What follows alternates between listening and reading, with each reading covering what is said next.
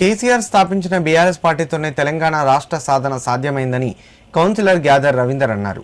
BRS party ఆవిర్భావ దినోత్సవం సందర్భంగా సిద్దిపేట జిల్లా కేంద్రంలోని గణేష్ నగర్ హనుమాన్ దేవాలయంలో బీఆర్ఎస్ నాయకులు హనుమాన్ స్వాములకు పండ్ల పంపిణీ కార్యక్రమం చేపట్టారు. ఈ సందర్భంగా వారు మాట్లాడుతూ ఆంధ్ర పాలకుల చేతిలో ఉన్న తెలంగాణకు కేసీఆర్ పోరాటంతోనే విముక్తి కలిగిందన్నారు. తెలంగాణ ఉద్యమ నాయకులందరికీ పార్టీ ఆవిర్భావ దినోత్సవ శుభాకాంక్షలు తెలిపారు.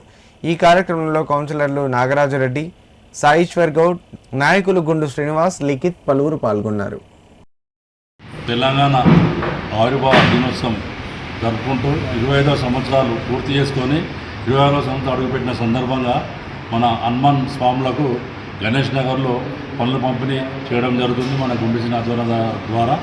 ఈ సందర్భంగా కౌన్సిలర్లు ఇక్కడ సత్యనారాయణ రెడ్డి, కాలూరు సాయి గౌడ్, అట్లనే మన నిఖిల్ అందరూ పాల్గొన్నారు. ఈ సందర్భంగా నేను అందరికీ శుభాకాంక్షలు, ధన్యవాదాలు తెలియజేస్తున్నాను.